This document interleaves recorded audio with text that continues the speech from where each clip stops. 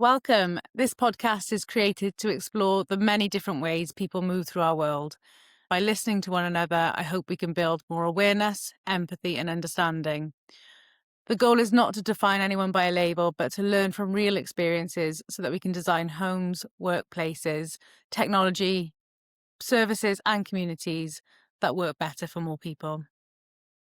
Today we welcome Chra Abdoulqadir. We thank her so much for being willing to share some of her experiences. And before we jump in, we remind everybody listening as well as our participants, there's no right or wrong language here, no questions that could possibly have a wrong answer to. So whatever words they feel more comfortable with and true, we encourage them to use them. And the next half an hour, whatever it may be, is all about them. So they guide the conversations for us, and we appreciate them helping us better understand what a more inclusive world could look like.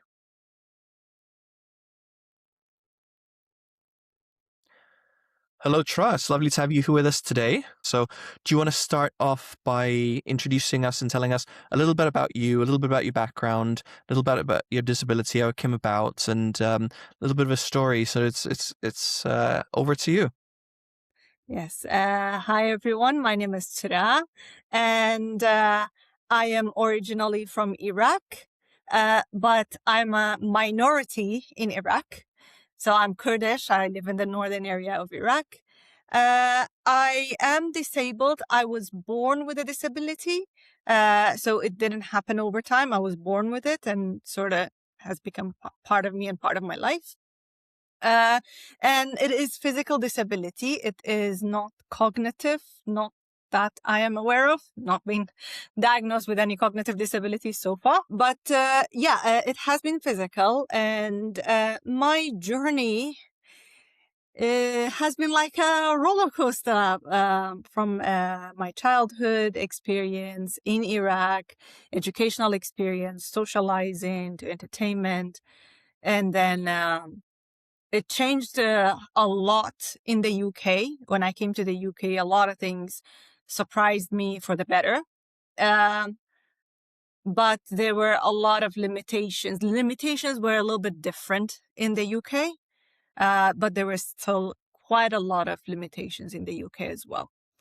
And my expertise, I am a software engineer and currently a PhD student at the School of Computer Science at Cardiff University. But and my research is currently focusing on creating guidelines for people with dual disability. So how can we create games? Specifically, the focus is on mobile games for people who have more than one disability at the same time. Which is a lot more than we can expect. People usually have two disabilities, and this hasn't been an area of research currently. I'm really proud to be doing that because I have a personal experience when it comes to games. Yeah, you were telling me you've had a long history with gaming, and that's why I got into it. That's why I got into I was like, you know what? I'm a good software engineer. I am a good full stack developer. And there are so many areas of software engineering that I could contribute to. An area of interest of mine could be data visualization, data analytics, and I've done research and in undergrad and postgrad as well, actually, with data analytics. It didn't feel fulfilling. When did you start gaming, and sort of like how was that journey? Okay, when it comes to games, I started playing Sega when I was 5 years old or 4 years old, as far as I remember. I was really happy with it. I was quite competitive. I was really good at it. And then I moved on to PlayStation 1. I really enjoyed the adventure games, the Final Fantasy, even like Tekken, Resident Evil, like a lot of the games I really, really enjoyed. Did you find that there was a problem back then for you? I remember playing on the Sega. I had 3 buttons and a didn't have like a million buttons to press. Had 3 buttons, start and select on the top, which you never used. and then Yeah. the joystick, right? R1 and R2, L1 and L2. I was quite okay. The buttons were not that complicated, but also the game didn't require multi-touch, multi-input buttons either. They were quite simple. You just, for example, with Spyro, I think mostly it was like one character, like endless game. You just jump and then you go left and right, in which case you just use the X button and then the arrow buttons on the left side. Nothing too heavy on the hands. And even like Final Fantasy, it would give you time and you would select the actions within the fights. So it wasn't like everything all at once and you had to fight. And then games became more complex I think to enhance the play experience, they made it more complicated. And in a way that the visuals increased, the complexity of the games increased. With PS3, I noticed this a lot. I could not be as competitive as I used to be. So I did have a PS3, I did have a PS4. I kind of had that competitive nature, but it bothered me that I was not as good as I used to be. With PS5, they have this access controller with PS5. And to be honest, I didn't bother buying PS5 in the first place. And then access controller came like 3 years down the line after PS5 was out. And it costs extra money anyways. And so I stopped playing PlayStation. And when it comes to smartphones, with the smartphone revolution, I remember before smartphones, there was the Snake game,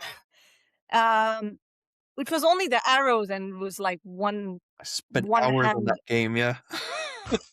But then, and most games are on the landscape mode, and they simulate the controllers of PlayStation. And I understand this is an enhancement on the complexity and player experience, but it is not an enhancement on accessibility. It is not accessible at all. It requires more than less.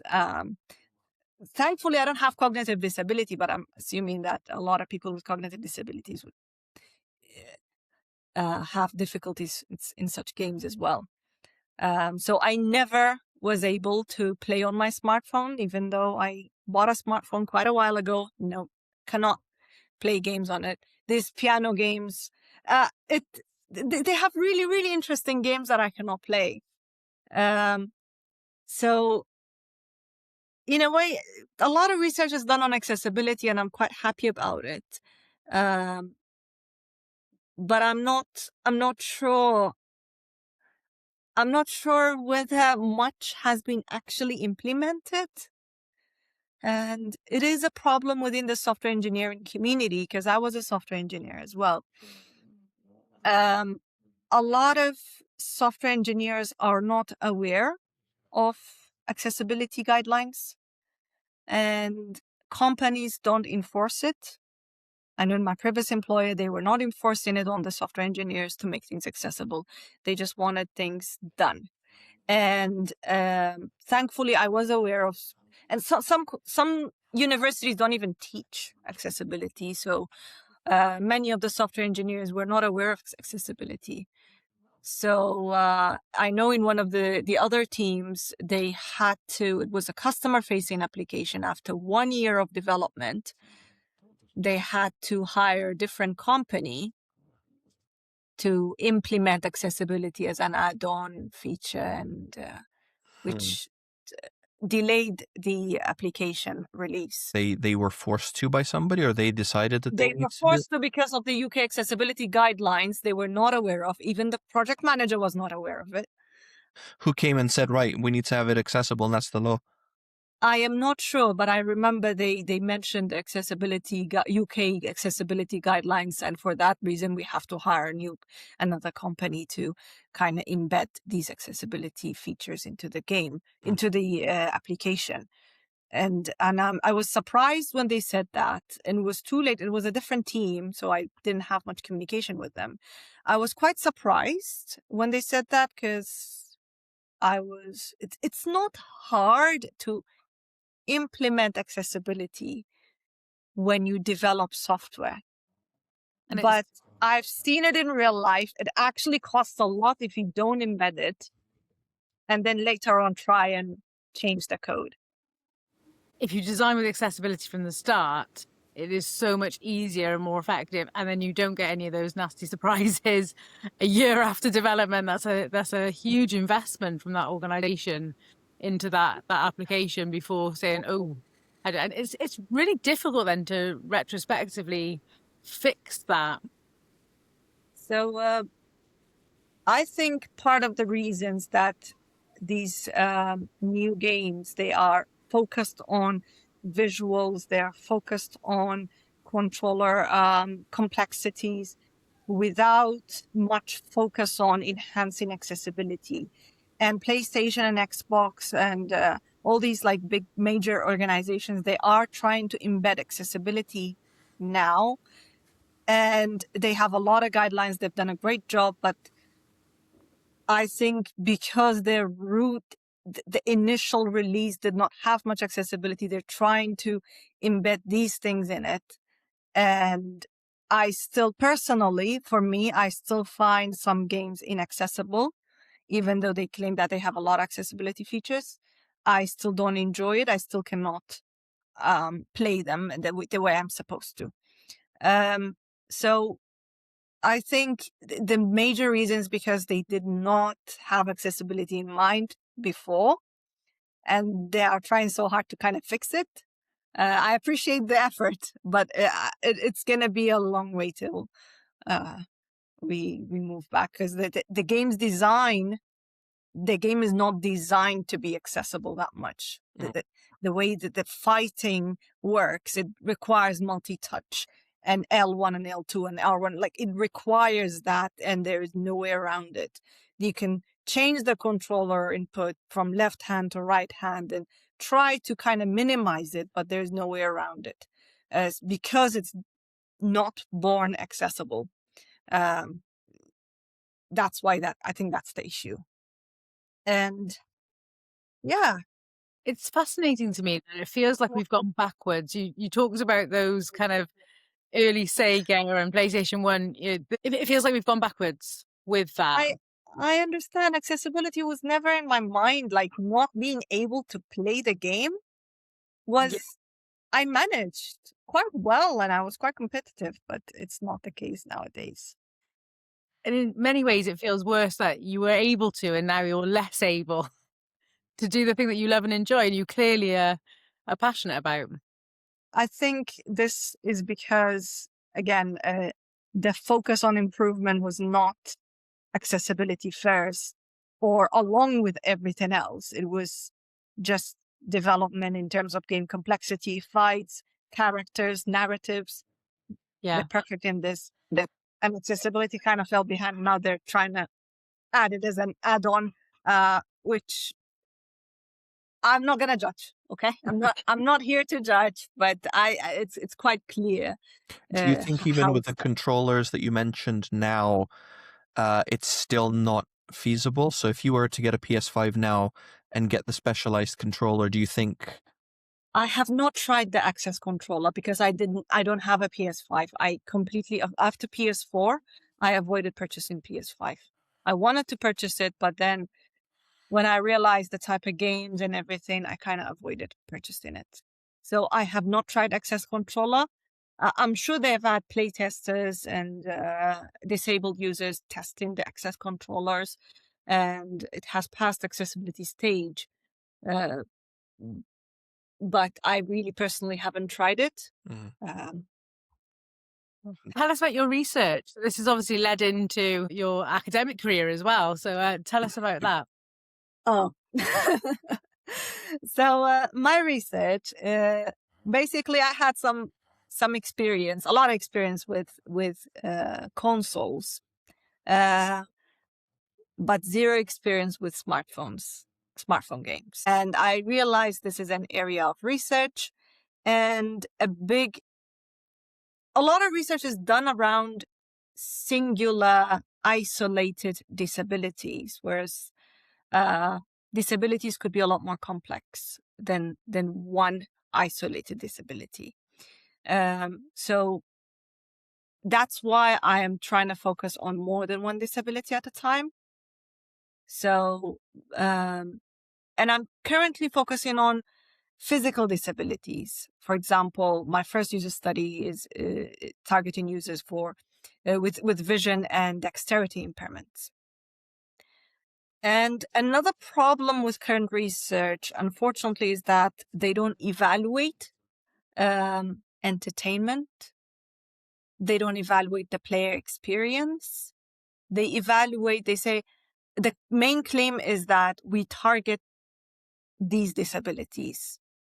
And the result was it was accessible. Disabled users were able to play it, etc., etc. But they don't really say, did they actually enjoy it? Like, did they like the narratives? Did they like the audio aesthetics? Did they like the story, characters, general interaction? Or is it just ability to play?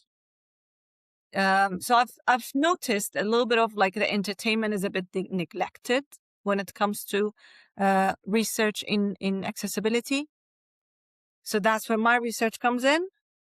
Hopefully we can contribute to the current guidelines. We have a lot of guidelines, and there is a limitation with the dual disabilities and overlapping accessibility needs. Hopefully that's where we come in, and without compromising on the entertainment. And that's a very interesting point, isn't it? Sometimes you look at it and you have this sort of scale and you think the moment that you make it more accessible, then the less entertaining it is, because you kind of go, well, we're going to simplify it enough so that people can play it, but then it doesn't become interesting enough. Or we're going to, like you say, they've increased the difficulty of the games and they've put more features and everything, but then it decreased. It seems that people focus on one or the other, and that's a scale, rather than say, well, let's either keep this here and increase one of the two, or just try to get both up at the same time. Yeah. That's the main concern. The focus should be on both. That's why we're saying systems should be born accessible as defined by Jonathan Lazar. So it should be born accessible rather than accessibility shouldn't be an afterthought. It's you should consider it while developing your product. Thank you. You talked to us a lot about sort of like your experience, but did you find, so obviously you're not from the UK originally, you've traveled around, and you do travel around quite a lot, between places as well. Have you noticed a difference in international sort of standards or different things? Have you made a transition? Do you find that equally everywhere there's the same issues? There are issues everywhere. The issues are different, though. So, for example, during my education, during my childhood, there was no special needs education in my country, and up to now, I don't think there is. Thankfully, I'm not a wheelchair user. If I were a wheelchair user, I would not be able to go to school. Simple. Like, just not able to go to school. And disabled people, see, I'm Kurdish, okay? They are completely neglected socially. I'm not saying digitally, but socially, they are 100% neglected. They're not even mentioned in literature, Kurdish literature. So anyone's on the streets or at school seeing someone disabled, you get a lot of stares and a lot of questions about it. And people try to avoid befriending you, thinking that something is wrong with you. And that's something I've experienced as a kid. I had people being scared of me, sort of like kind of avoiding me. They thought that something was wrong with me. This type of cultural difference is there in a lot of countries. Thankfully, in the UK, there's no problem with socializing. People don't avoid me just because I'm disabled. Okay, if they avoid me, it's because they don't like me or something, you know. They don't avoid me because of my physical disabilities. But what I have seen is that employers try to avoid dealing with disabled candidates as well, simply because there are lots of cases where people sue the companies, and just because they're disabled, somehow they kind of get away with it. So in my job applications, for example, I never disclose that I'm disabled. And I have noticed that I get more interviews if I don't disclose it. So it's a little bit different, regardless of whether you're capable of doing the job or not. In terms of job applications in my country, if they need you to do something and they know you're able to do something, I haven't experienced being rejected simply because I'm disabled, not based on my disability. No. Other criteria, maybe, yes, but not based on disability. So there is like a bit of a difference. Childhood was a bit interesting in terms of socializing, because social life was very different, and it took me a while in the UK to kind of get used to the fact that people don't really care, and it really increased my confidence when I came to the UK. And I was already how old? Like I was already 26 years old, 27 years old when I came to the UK. I wasn't young. So I kind of felt the difference, and I felt my confidence raising. I was very much aware of it, and I was enjoying it a lot. And I'm really glad to be here, to be honest, from that sense. Yeah. That's fascinating. I think just kind of challenging my own assumptions. So I've spent the last 20 plus years of my career working in government, where, you know, there is mandatory questions asked at application stage with almost a bias towards diversity, you know, increasing diversity within the workforce. There is always organizational targets to have more diverse backgrounds, different needs. And so it's fascinating to me that actually your experience is the opposite, in terms of actually I feel that you've pulled away from that because you would be less favorable. The companies that I have usually interacted with and applied for were not government. They were not university organizations. They were private, profitable like companies, medium-sized businesses, small to medium. So they were kind of in the process of growing, and I think their focus was mainly to grow rather than to have diverse employees. I'm guessing nobody, though, kind of like said to your face, you know, we're really sorry, but we're not, you know, it was kind of like unspoken, right? It was unspoken because in one of the applications, I submitted 2 applications, one for my friend and one for me. And I kind of gave her guidance, and we submitted it together. I was her mentor, basically. And further questions, the personal questions came. We filled it up as usual. She got to the interview, but I did not, which was very surprising to me. You know, I mentored her, I reviewed everything, and I know my application was stronger.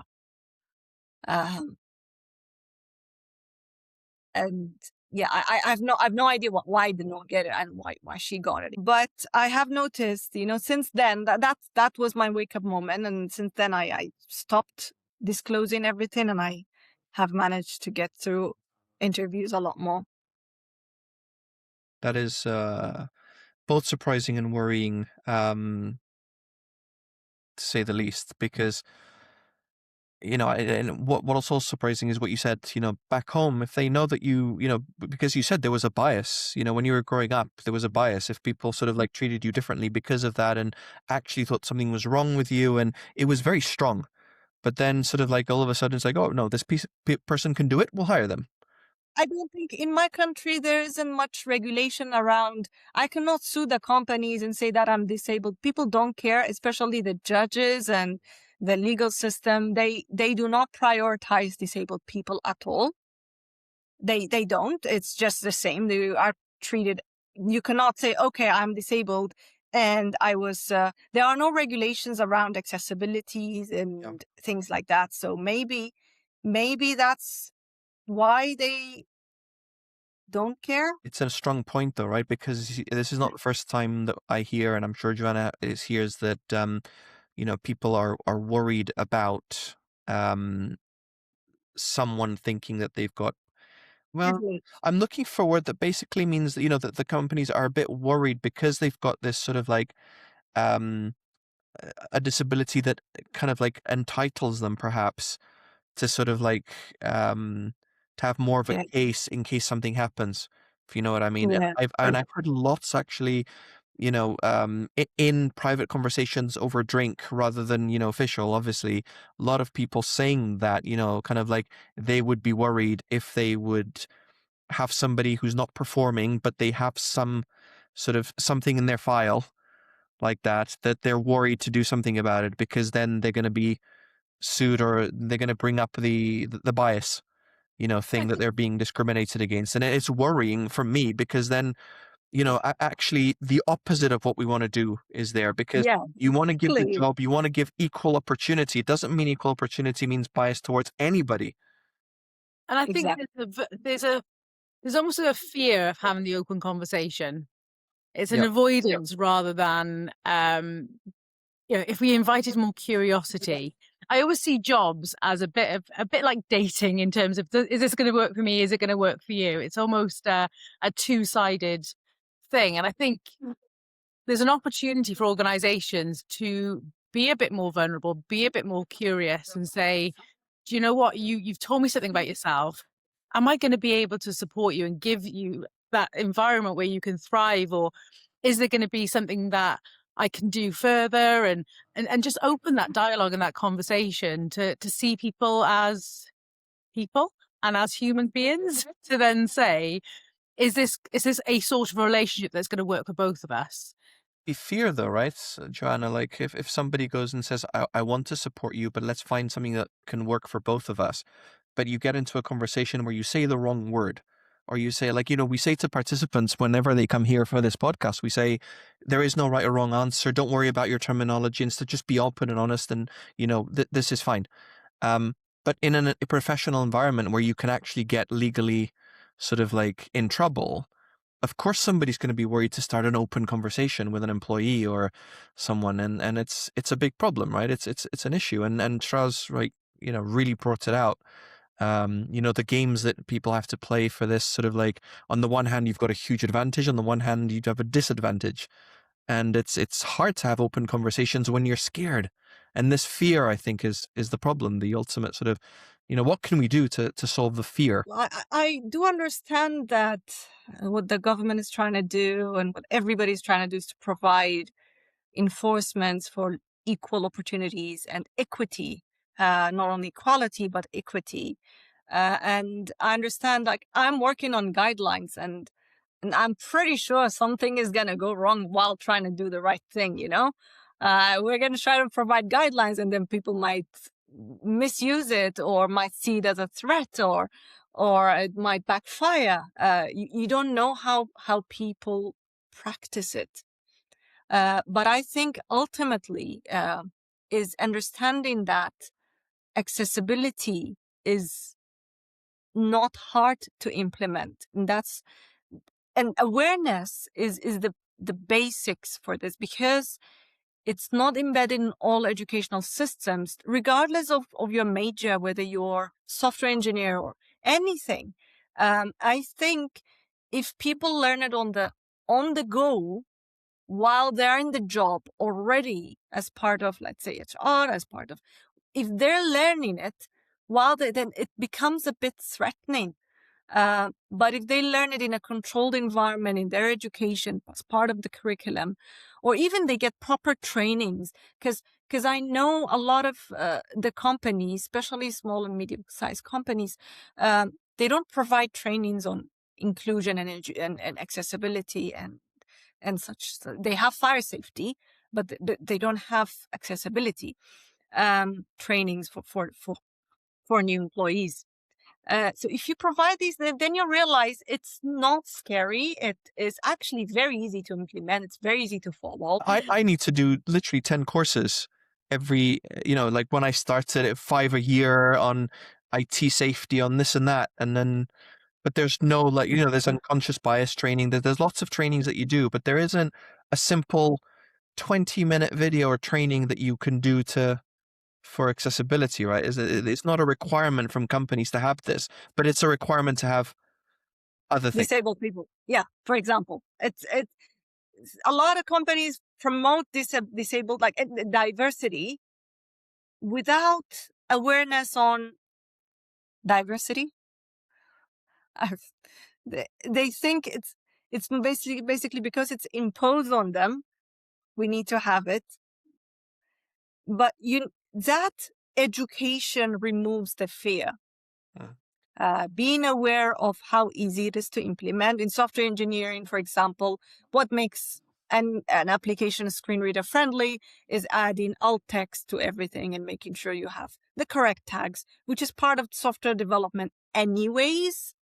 It's just using the right tags. It's not hard. Having, like, for example, captions, or it really, like, doesn't make a difference in my development. All I need to do is implement it that way. So I think that education really removes the fear of what is reasonable adjustments. Reasonable adjustments are very easy to implement. Send content in advance. I don't know, use this font rather than that font.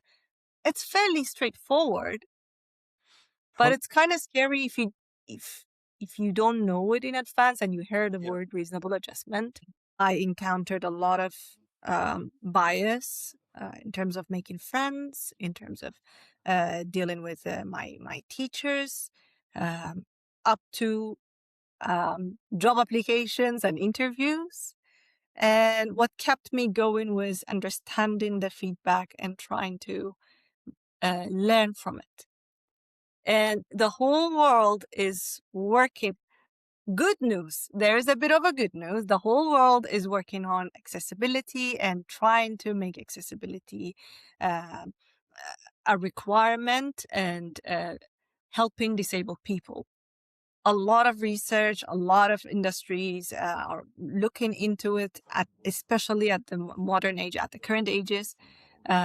So there's a lot of hope for creating an accessible world in general. So that is good news. It might have been neglected for a long time, but we are in a world where accessibility is a big part of the requirements. Have you got any examples of things that you've experienced that have pleasantly surprised you in terms of, wow, I didn't expect it to be that good, but they've thought about it and they've thought about me? Yes. To be honest, a lot of examples come from the UK, and I will go from generic to specific. The first generic example was in the UK, the toilets and the sinks don't require, especially in Cardiff University, you just press a button and then you can wash both hands and then it automatically turns off. Most things are sensor based. The dryer is sensor based. You just dry your hands, so it doesn't require a hand. I loved what is it called? Is it the curve for the trolleys on the sidewalks? The drop curbs. The ramps, the drop curbs. The drop curves, yes, on the streets. because not because I needed it because I'm not a wheelchair user, but I needed it for my suitcase. Okay, when I first traveled, one of the things that I really enjoyed was the dropped curves as well, because of my suitcase, big heavy suitcases. I'm just thinking of, it's amazing because we never think about it when we just use them, right? And we never think about them as a community. Obviously, the curb cut effect, so that's fine. But as a non-disabled community, you just take them for granted. But it's amazing. So you didn't experience that before you moved here? I had never experienced it until I moved to the UK. No, Wow. I loved the fact that there are push buttons to cross the street that makes the lights red. There are specific zebra crossings on the streets that prioritize the pedestrians. These things don't exist in Iraq. That's why I'm saying this. They don't exist at specific places. They exist, but usually you just have to cross the street by crossing the street. Just find a moment and then run. That's one of the things that I really, really enjoyed. Lifts everywhere. As I think it's part of the building requirements. I noticed the dots on the cross pavements. What is it called? For the the ridges and the dots on the pavement, so you can have the different sensory. Yes, that's for the blind people. Yeah. One of the things that really triggered my curiosity, I didn't know what that was. I like the fact that there are lots of signs everywhere. For example, at the airport, there was no way to go left or right, and I was on my suitcase and then going. And it said go straight, and then I would go straight. There was no other way to go, and then after like a couple of meters, go straight. And then after a couple of, and I was like, I know there's no other way to go, but yet you're still telling me go straight. I really enjoyed that. I didn't get lost because I was really scared when I came to I was really worried. I know these things don't specifically target my type of disability, but I really enjoyed it. There are signs everywhere, and I loved that, and I took it for granted. Google Maps voiceover, something that I don't really have to check on my phone. Actually, to be fair, phones, just noticed it on my cover. This thing, I was never able to hold my phone with my right hand. And this ring, I don't know whether this is what it's supposed to be used for, but I can hold my phone using my right hand now. This is something I discovered like literally last year. It's very new to me, and I'm really happy about it. So I can have my left hand free because that's my dominant hand, and I really do a lot of things with it. And if I'm holding my phone with it, I cannot. And I can't hold my phone using my right hand. It has to be like this. Okay, when it comes to accessibility, digital accessibility, one of the games I discovered while I was doing my research was a game called Altos Adventures. I think I played that. Yeah. It's an amazing game. Tell me what it is, because I know nothing about games. It's an endless runner. Okay. And all you do is one tap. It's targeting people with limited dexterity. A little bit more advanced than the little dinosaur, isn't it? The when you lose internet connection and you get that sort of like, sorry, there's no internet connection, but you get a little dinosaur on the screen, you can press spacebar and it jumps up and down. I think it's like... See, I like that game a lot because I was able to play it, but I didn't enjoy it as much because it didn't have a story. With Altos Adventure, it has really nice visuals. They haven't compromised on the entertainment. I would say that. I'm really impressed that, but I don't know. It just somehow impressed me for some reason. So yeah, that's accessibility in action that has actually worked. Yeah. And I think Alto's Adventures, it was born accessible. It was like they targeted the game towards dexterity rather than add-on. It's pretty obvious. It's part of the story. That's how you're supposed to play it in the first place, not an adjustment. And it's entertaining, right? It's really entertaining. It's really nice. I suggest that you try it out as well. I love that everything you've mentioned as well takes nothing away from anybody else, but only adds to everybody's overall experience. And it's things that you just take for granted and helps everybody. Yeah, like I said, it's not scary, and that's the issue. Like because it's not scary, and it helps everybody, and that's the message we should give to everyone. It's not hard to implement accessibility.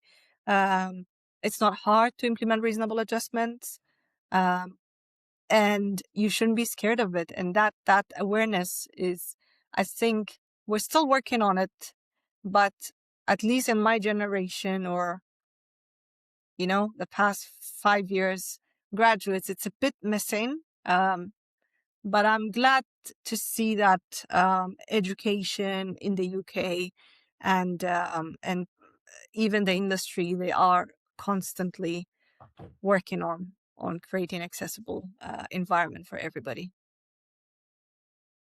But one last question, if that's okay, just to ease it in. I just wanted to get your personal experience of any barriers within those kind of health services or dealing with government, or those kind of services people have to provide. I could I could give you an example of the emergency of what I personally experienced at the emergency at the NHS.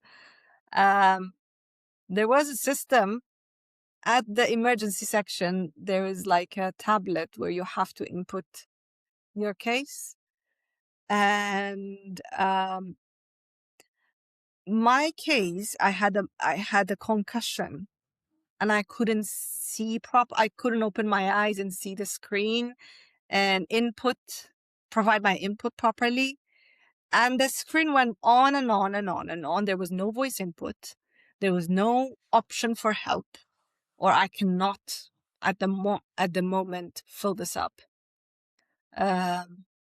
We're looking at the emergency section, so definitely the digital system is supposed to be accessible. You should provide different modalities for any system, especially at the emergency section. I mean, I've had a concussion. I might be able to see at regular times, but I like disabilities. See, accessibility needs is not necessarily based on a specific disability. It could be temporary. And at that time, I just could not use my eyes properly. And I couldn't open, and it had to be dark, and I had to, after so many screens, then it said, please go to the reception. And then even the reception, they didn't have a dark area for me to wait, and I had to use a blindfold and then slowly go. It was a terrible experience. Thank you for sharing that story. And I think that's the bit I was trying to just pick at a little bit, in terms of that gap between the intentions behind the policy and legislation and the experience in real life. I have noticed, according to my research, most of the, especially mobile games that are accessible, is usually developed by a developer who has someone close to them that needs accessibility requirements, that has accessibility requirements. So they usually, when they talk about, oh, my brother is blind, or my best friend they want to share it with their best friend. So usually with the developers creating accessible games, they have sort of a personal story and personal requirement with it. That's why they are aware of it and they want to target it. It's unfortunate to see that is not the case if a developer does not have any sort of relation with disabilities. Yep. And it's important that we point out and at least raise awareness and educate them of different cases. Because I feel like it's not like they don't want to do it. They're simply not aware of how difficult it could be for a disabled person to use a system, because they haven't had that experience. They weren't educated around it. They weren't given examples. They haven't seen it in their lives. So they cannot relate. And they're not educated. It's not part of required. So nothing is there. So they're not going to follow. They wouldn't find a reason to follow. So interesting what you just said there, that it's beyond awareness, but it's being able to relate to that as well. They don't have the empathy. It's important that we create empathy among everyone, not only software engineers. But I can usually speak for software engineers, okay? But it's important that we create that empathy, because that's what I experienced in the industry. I felt like people don't have that empathy. Other software engineers did not have that empathy. They didn't feel the need to follow it. And frankly speaking, as a colleague, I really don't have time to educate them. It's not my job. I try to, but I don't have the time to give them a lecture. Here are examples. Here is this. Here is that. It's important for the higher employers or educational institutions, or as part of training programs, that they are given these examples in detail. Thank you so much for your time today. I hope what I was worried about was like, I didn't stick to one theme. So I hope that's okay. You are beautifully diverse and a human being that has many different parts of your life, which is, it's been really interesting. Thank you. Thank you so much. Thank you for having me. I really appreciate it. Appreciate it. We thank Chra for sharing her experience so openly. We know these conversations can be personal, and we really appreciate all the honesty that comes with them. We really hope this helps other beautifully diverse humans think differently and consider how other people may experience the world, so we can all create a more inclusive world around us.